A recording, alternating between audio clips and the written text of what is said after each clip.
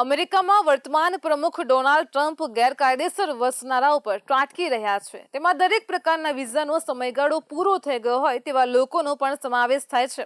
આટલું ઓછું હોય તેમ કેનેડા હવે તેના ઇમિગ્રેશનના નિયમોને લઈને વધુ ને વધુ આકરું બની રહ્યું છે. કેનેડાએ ઇમિગ્રેશનના નિયમોમાં કરેલા ફેરફાર મુજબ તેના ઇમિગ્રેશન અધિકારી કોઈ પણ રીતે સ્ટડી, વર્ક કે ટુરિસ્ટ વિઝા ઉપર ગયેલા અસ્થાયી વિઝાને ગમે ત્યારે રદ કરી શકે છે. કેનેડાના પીએમ જસ્ટિન ટ્રુડોની સરકારે ઇમિગ્રેશનના નિયમોમાં કરેલો ફેરફાર ત્યાં આવેલા અને ભવિષ્યમાં આવનારા ભારતીયો માટે ઝાટકા સમાન છે. નવા નિયમો હેઠળ સરહદ પરના અને એરપોર્ટ પરના ઇમિગ્રેશન અધિકારીઓની સત્તામાં વધારો કરવામાં આવ્યો છે. તાજેતરમાં જ અમલમાં મૂકવામાં આવેલા નવા નિયમમાં ઇમિગ્રેશન અને શરણાર્થી ધારો, બોર્ડર ઓફિસરોની ઇલેક્ટ્રોનિક ટુરિસ્ટ ઓથોરિટી અને અસ્થાયી નિવાસ વિઝા જેવા અસ્થાયી નિવાસી દસ્તાવેજો રદ કરવા માટે પહેલા કરતા વધારે અને વ્યાપક અધિકાર આપવામાં આવે છે. કેનેડાના નવા ઇમિગ્રેશન નિયમોના પગલે ત્યાં આવનારા હજારો વિદેશી નાગરિકો પર અસર પડી શકે છે. તેમાં ભારતીયો પર પણ મોટા પાયા પર અસર પડી શકે છે.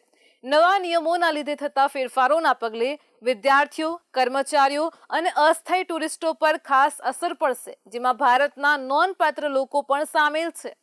ભારતીયો માટે કેનેડામાં શિક્ષણ મેળવવું સ્વપ્ન રહ્યું છે અને તેથી મોટા પાયા ઉપર પોતાનું સ્વપ્ન સાકાર કરવા ભારતીયો કેનેડામાં રહે છે. કેનેડામાં હાલમાં જ લગભગ 4,27,000 વિદ્યાર્થીઓ ભણી રહ્યા છે. હવે જો બોર્ડર ઓફિસરને કોઈ વાતનો સંતોષ ન થાય કે કોઈ વ્યક્તિ તેના પ્રવાસનો સમયગાળો પૂરો થયા પછી કેનેડા છોડશે કે નહીં તે લઈને તેને શંકા લાગે અથવા તો કોઈ દસ્તાવેજ વહીવટી ખામીના આધારે જારી કરવામાં આવ્યો હોય તો અધિકારી સ્ટડી કે વર્ક પરમિટ રદ કરી શકે છે. નવા નિયમો પ્રમાણે જો પરમિટ ધારક કેનેડાનો સ્થાયી નાગરિક બની જાય અથવા તેનું મૃત્યુ થાય તો પણ તેની અથવા તો તેના કુટુંબનું નાગરિકત્વ કે ઇમિગ્રેશન પણ રદ કરી શકાય છે.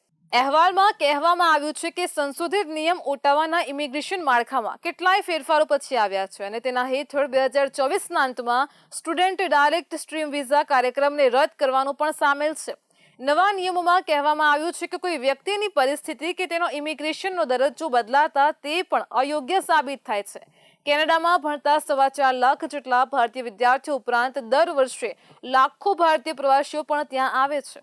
જાન્યુઆરીથી જુલાઈ 2024ની વચ્ચે કેનેડામાં 3,65,000 ભારતીયોને વિઝિટર વિઝા જારી કરવામાં આવ્યા હતા, જે 2023માં આ સમયગાળા દરમિયાન જારી કરવામાં આવેલા 3,45,000 વિઝિટર વિઝાથી વધારે હતા.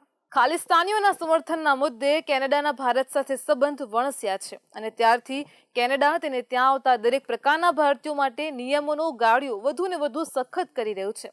તેમાં student visa, tourist visa, business visa એમ દરેક પ્રકારના વિઝાનો સમાવેશ થાય છે.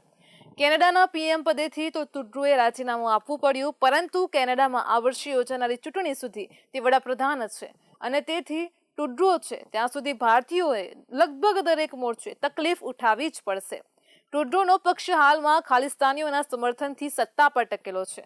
આગામી ચૂંટણીમાં તેને સત્તા મળે તેવી સંભાવના નહીવત છે. હાલમાં તો જો કોઈ કેનેડા જવાનો વિચાર કરતું હોય તો તેણે કમસે કમ આ વર્ષ પૂરતું તો માંડી જ વાળવું પડે તેમ છે. અમેરિકા અને કેનેડા બંને દેશમાં કદાચ હવે કાયદેસર ધોરણે પણ જાણે ભારતીયોના દરવાજા બંધ થઈ રહ્યા છે.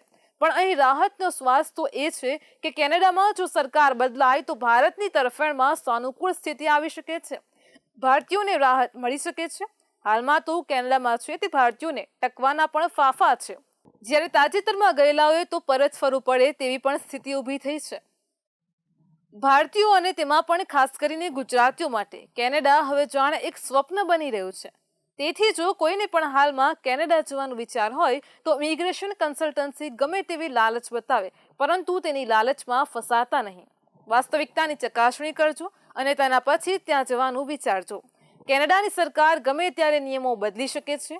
અમેરિકા હાલમાં જે રીતે ભારતીયોને અપમાનજનક રીતે પરત મોકલી રહ્યું છે તેવી સ્થિતિ કેનેડામાંથી પણ ન આવે તે પણ જોજો.